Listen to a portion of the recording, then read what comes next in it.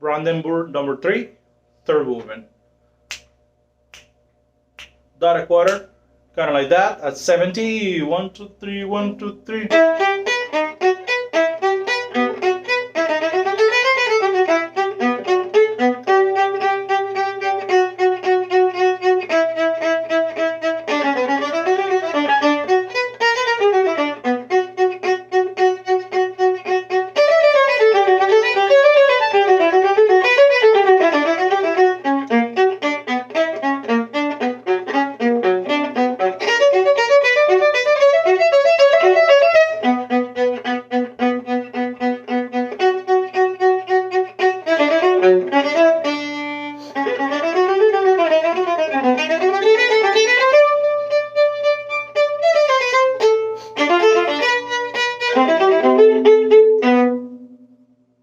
Okay, tricky, but you need to understand that many of the music, many of the sections that you play here, you are accompanying, and whenever you have the 16 notes, then you are it, you're the solo.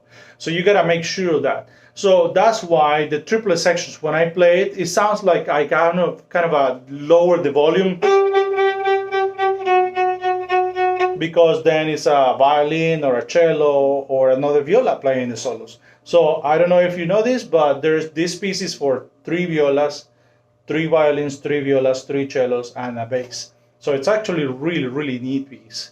So once you have this, then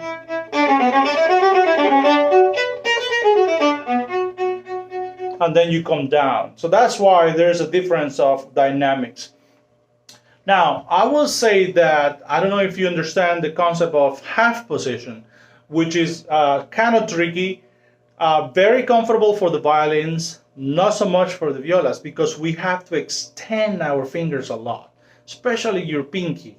So easy to go down here, but then all of a sudden the space between that D sharp and a C sharp is greater now. So it's a little bigger. So be careful with that, especially with that first one. When you go, I don't know if you can bar 21, you go A sharp to G sharp. You have to be careful with that. That one half that you have at the bottom is half position. That's what we call it. So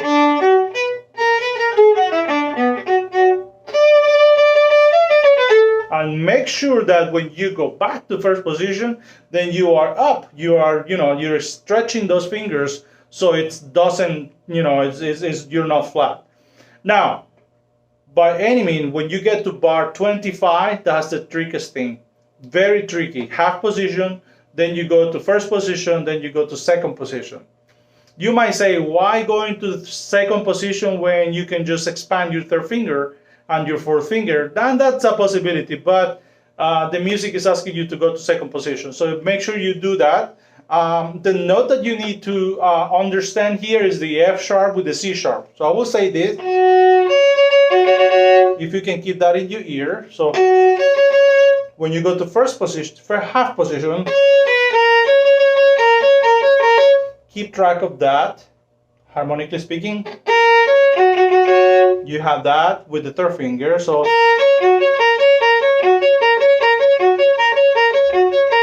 you can repeat that a few times until you get, then you go switch to first position. The F sharp stays the same.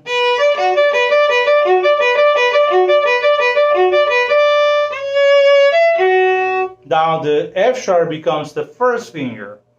That's why I say keep track of that note, because that's the one that is going to keep you grounded once you start playing that.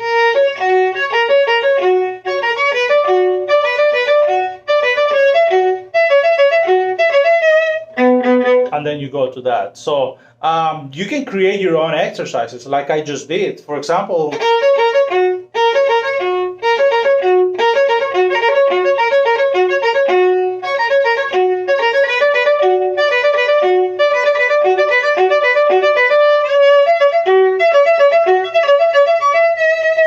and then you start playing with that. You know what I'm saying?